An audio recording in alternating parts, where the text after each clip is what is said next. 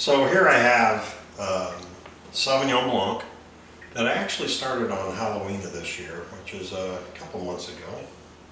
And I put the little wet towel with potassium metabisulfite up around the top to keep all the bugs out while we talk. Basically, I'm going to run this through a fine filter. There is some sludge and things, some secondaries that have collected since I initially started this wine. So it's gone through the primary fermentation. Then I went and stirred out all the gases, and I did a rough filtering of it.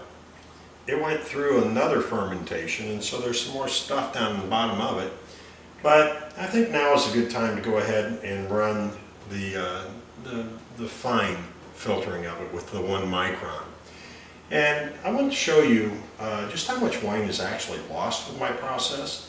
The line is right there, up close to where the neck curves of the carboy. And so I'm going to go ahead and start the filtering. I've got the filter set up down below. I'll go ahead and lower this into the line up to the point where I'm uncomfortable with it spilling, which is about there. I'll cover it back up with the little paper towel soaked in potassium metabisulfite so no bugs fly into it, because they like my wine almost as much as my friends and family. Then I'm going to go ahead and connect it to the first little ridge on the fitting on the filter body. We'll go ahead and start this. There we go.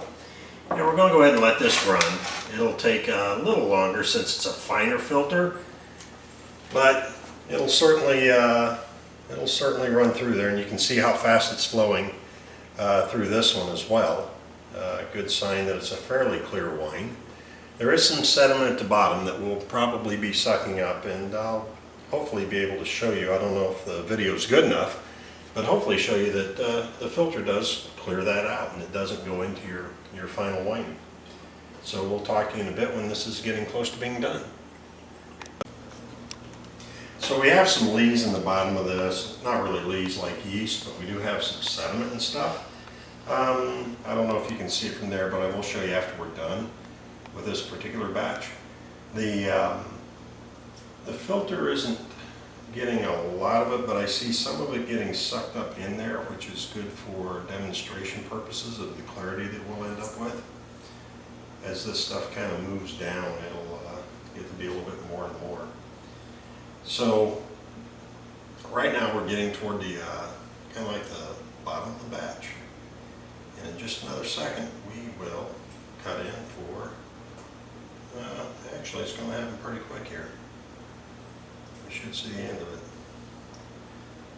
Actually seeing more of the sediment going through now.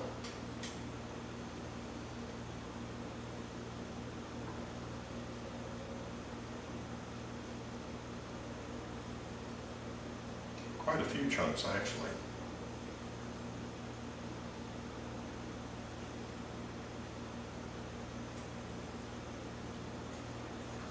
You can see the tube is getting very, very cloudy, and yet the bottom of the wine is still clear where it's going through to.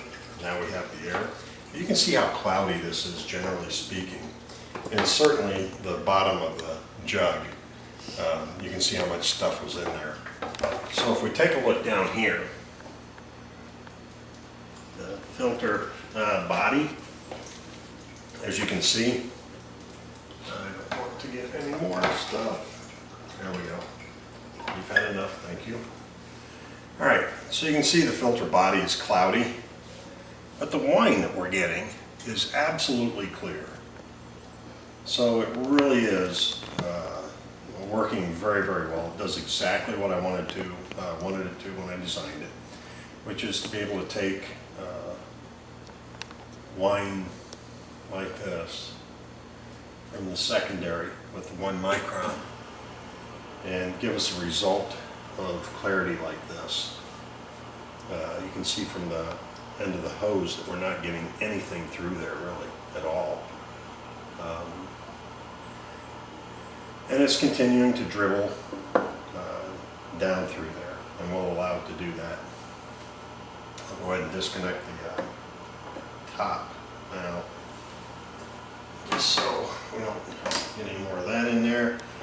And I'll cover this with potassium metabisulfite always.